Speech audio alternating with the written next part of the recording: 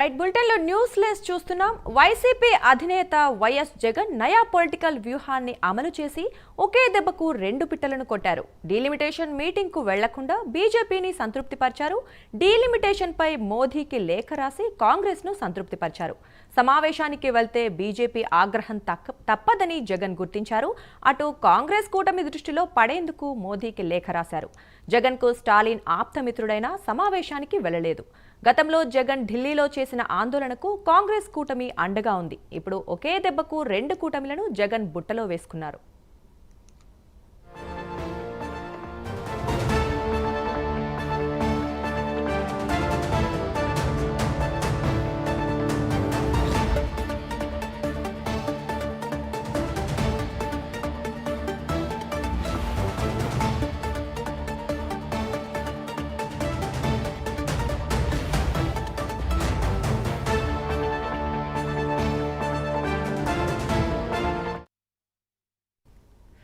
YCP అధినేత YS Jagan నయా political వ్యూహాన్ని అమలు చేసి ఒకే దెబ్బకు రెండు పిట్టలను కొట్టారు.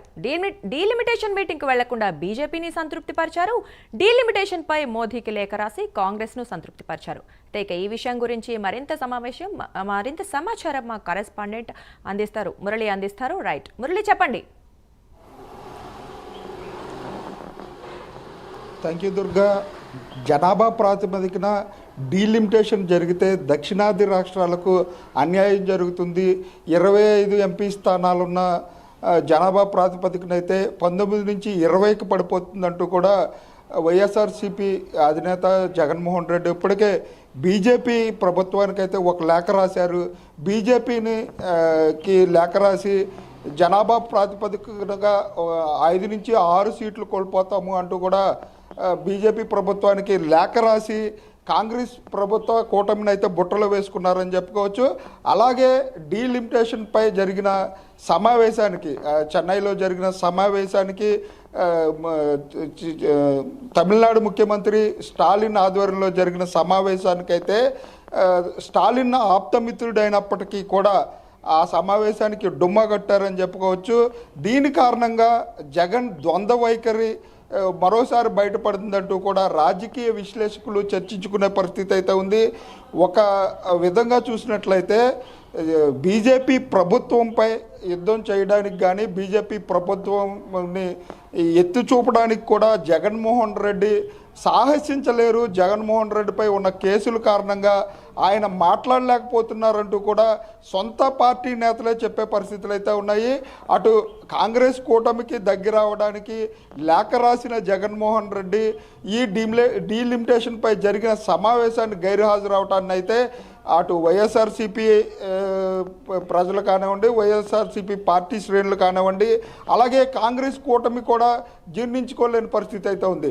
ఒకే వైఖరితో ఉంటే మాకు అభ్యంతరం లేదు. అలాగే కూటమి పార్టీ ఇప్పటికే డీలిమిటేషన్ పైన ఇప్పటికే 50 సీట్లు పెరుగుతాయి, అంటే జనాభా ప్రాతిపదికన ఎమ్మెల్యే సీట్లు 50 సీట్లు పెరుగుతాయని చెప్పి అటు జనసేన పార్టీ కానివ్వండి, ఇటు తెలుగుదేశం పార్టీ కూడా అభ్యర్థులను రెడీ చేసుకున్న పరిస్థితిలో ఉంటే జగన్మోహన్ రెడ్డి మాత్రం ద్వంద్వ వైఖరి అవలంబించి అటు కాంగ్రెస్ కూటమి పార్టీని దగ్గర అవుతున్నట్టుగా నటిస్తున్నారు. అలాగే బీజేపీ పార్టీకి దగ్గర అవడానికే ఈ డీలిమిటేషన్పై జరిగిన సమావేశానికైతే గైర్హాజరయ్యారంటూ కూడా రాజకీయ విశ్లేషకులు, ఇటు వైఎస్ఆర్సీపీ పార్టీకి సంబంధించిన నాయకులు కూడా బహిరంగంగానే చర్చించుకునే పరిస్థితులు అయితే ఉన్నాయి.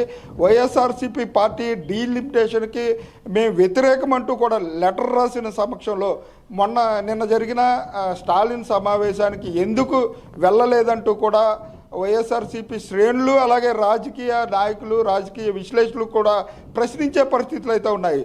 ఈ ద్వంద్వ వైఖరి మరొకసారి జగన్మోహన్ రెడ్డి ద్వంద్వ వైఖరి మరొకసారి బయటపడిందంటూ కూడా చర్చించుకుంటున్నారు. అంటే ఢిల్లీలో కాంగ్రెస్ పార్టీ కూటమి మద్దతు ఇచ్చింది. అంటే కాంగ్రెస్ పార్టీ వైఎస్ఆర్సీపీ చేసిన ధర్నాకి కాంగ్రెస్ పార్టీ కూటమి నుంచి మద్దతు లభించిన నేపథ్యంలో వారిని బుట్టలో వేసుకోవడానికి మాత్రమే లెటర్ రాశారంటూ కూడా రాజకీయ విశ్లేషకులు చెప్పే పరిస్థితులు అయితే ఉన్నాయి. ఇటు బీజేపీ ప్రభుత్వాన్ని, అలాగే బీజేపీ ఎన్డీఏ కూటమిని బుట్టలో వేసుకోవడానికే సొంత పార్టీ అంటే సొంత ఆప్తమిత్రుడు అలాగే తమిళనాడు ముఖ్యమంత్రి డీలిమిటేషన్ సమావేశానికి జేఏసీ సమావేశానికి గైర్హాజరయ్యారు. అంటే తన స్వార్థ ప్రయోజనాల కోసం ఎంతటి పన్నైనా చేయడానికి సిద్ధహస్తుడంటూ కూడా రాజకీయ విశ్లేషకులు చెప్పే పరిస్థితులు అయితే ఉన్నాయి. Durga. Right Murali, thank you.